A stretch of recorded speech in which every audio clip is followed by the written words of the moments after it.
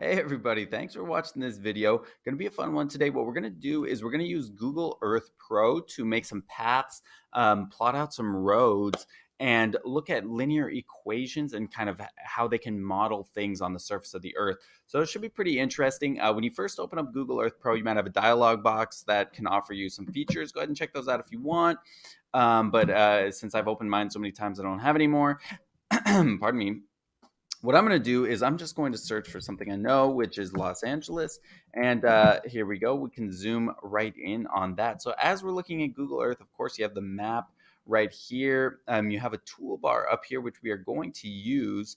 A lot of interesting stuff up there. Then you have your places. Now yours might be closer to empty, or it might be pre-filled with some stuff from Google.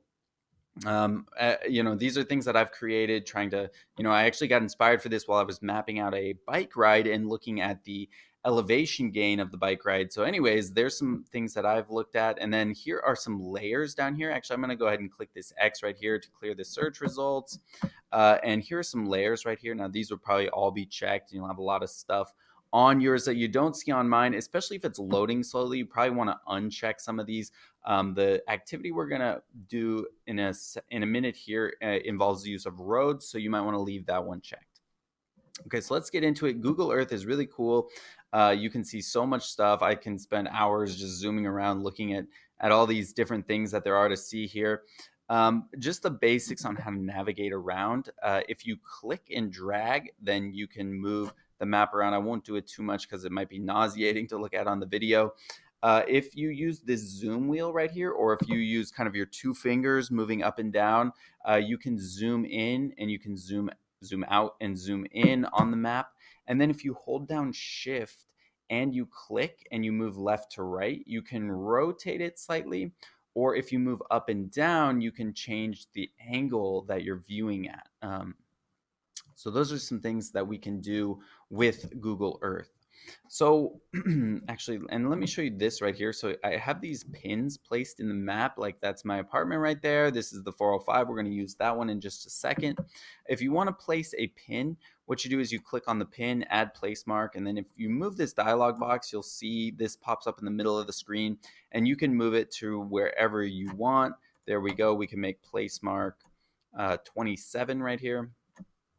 27. I'm not actually going to save it because that's not really anything, but that's how you mark things for later viewing. You can also make a path using this tool right here. Now, when you create the new path, it's a little bit of a challenge to map things out accurately.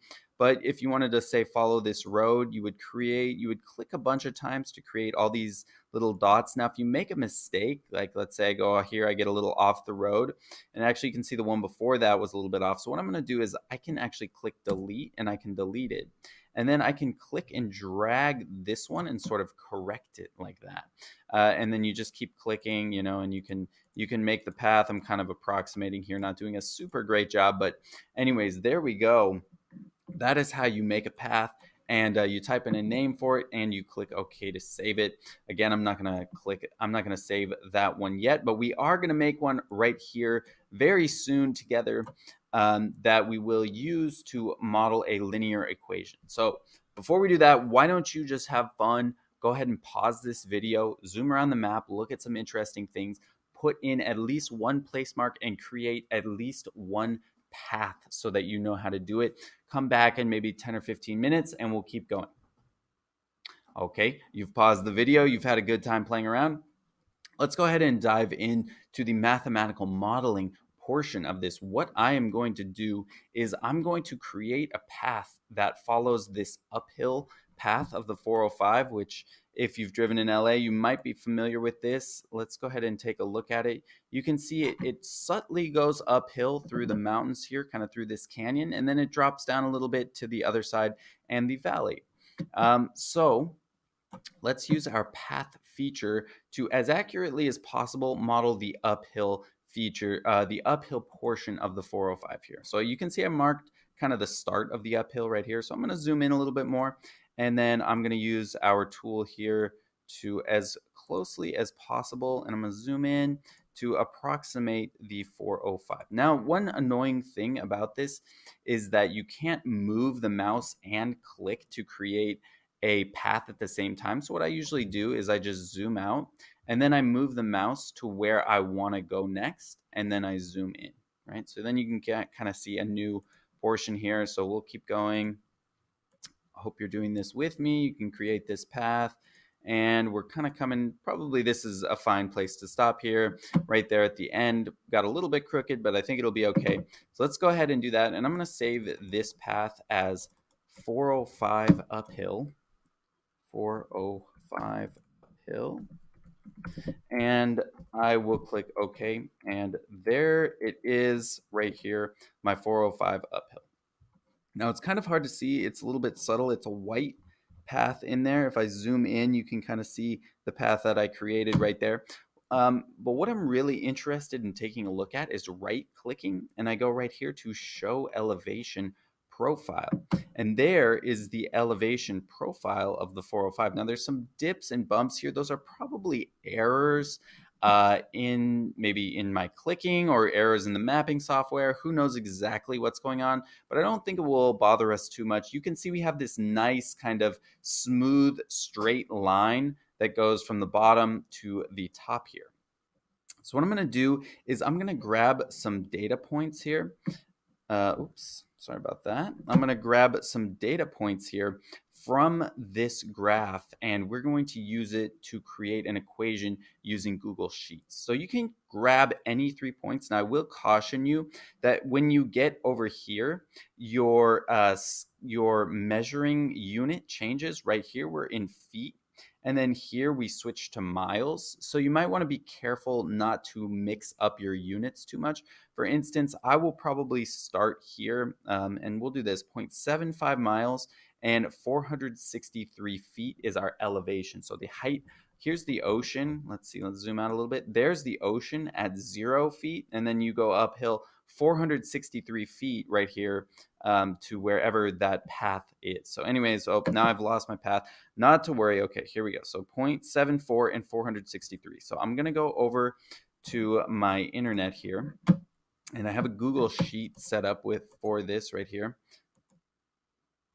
And maybe it will work. Yes. Okay, my computer's getting a bit old and slow, but we are at 0.74 miles, and our height is 463. Perfect. Okay, now let's grab a couple more data points. We'll pick one from the middle here, 1.69 and 597, 1.69 and 597. And we'll grab one more, and it'd probably be best practice to grab like 4 or 5 different data points, but for the sake of brevity of the video, I will just do 3.34 and 859. So 3.34 and 859 feet above sea level. Okay, so and in fact, I'm going to change this from height. I just realized this was a little bit improper. Let's do elevation. Perfect. Okay. Now let's turn this into a graph and see what it looks like. So I'm going to highlight that data, and I'm going to go to insert, and I'm going to insert a chart right here. And I think it's going to give me this nice bar graph. Good. Okay, that looks pretty good. But what I actually want is I just want the data points. So I'm going to use a scatter plot right there. So you can see I have one data point right there and right there. And it gives me this nice title, predictively distance and elevation. So that's great. If we click over here on customize, we can make a bunch of changes, and you can explore some of these on your own. Vertical axis title. Let's title the vertical axis elevation, and we'll go ahead and use our unit, which is feet. And then we will use our horizontal axis title right here. That will become our distance traveled, and this is in miles. Perfect. Okay. So there we go, distance traveled in miles. So this is our graph, our distance and elevation, the 3 data points that we grabbed, the distance that we traveled along the path, and then the in miles, and then the elevation of our path in feet above sea level. Let's go ahead and click on the series tab right here, and we are going to add a trend line to this. So you can see that the data points almost exactly fall on this trend line. It's not exact, but it's pretty close. It's pretty close to perfect right here.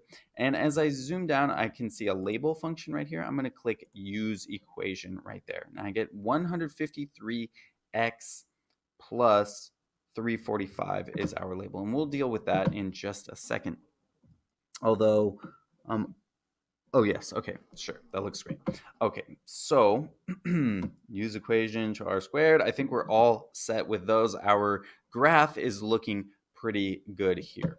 So let's go over to a Google Doc and let's import this. So I'm going to go to File and I'm going to go to Insert. Where is that? Oh, Insert. Right here. Okay, let's insert a chart from Google Sheets right here. And you can see right here. Here's our distance and elevation, and we'll click on that and we'll click import. And there we go. Now I'm going to go down here and I'm just going to type out my elevation or my equation, and I'm going to use this form. I'm going to say y equals 153x. So 153x plus 345. Right there. Okay. So there you go. This is distance and elevation. And maybe we should say something like this. This equation models the 405 going uphill. Something like that. Okay. And then, of course, this automatically saves. You probably want to put a name on there. I will call it, let's call it Google Earth and linear equations. Okay. So there we go. So there we've made one together. What I want you to do is go ahead and make another path. Let me show you some other options besides roads that you can make. I told you I initially got excited about this, mapping out some biking routes. So here is a path that I made that goes up the Upper Arroyo Seco in Pasadena, which is a canyon. And you can see I kind of roughly approximated the bottom of this canyon right here. And then you can see here's another road that you can use to finish off your ride. Then this one right here, I just figured it'd be kind of interesting to see a ridge line. So I kind of modeled a ridge that just, there's no trail here to my knowledge. You can't really see one, but you can just model the ridge dropping off kind of smoothly into the canyon. So both of those led to pretty interesting elevation profiles. Let's see, where's some good ones? Ridge drops off. Let's take a look at that. The path down ridge. Okay, let's do that. View elevation profile right here, so you can see it drops off like that. And this one, it's measured entirely in feet. We never even got to miles. And so anyways, probably a good time to end the video. You guys should make a couple of paths so that we can compare them, make some interesting paths. If you come to a path that does not have a smooth or a smooth-ish curve like this, that's not one you want. So you want to pick something where it's going to have a nice continual uphill and it's not going to be jaggedly up and down. For instance, let me make an example of a poor path, not a place mark. Let's make a poor path. Let's choose something like this. We'll just go from there to there. Okay. And then our untitled path, let's show elevation profile. This is not a good one. This we could use later, but for right now, we want something that's going to be nice and continuous. So anyways, okay, now I'm ending the video for real. Thanks for watching. Good luck on your assignment, and we'll see you next time.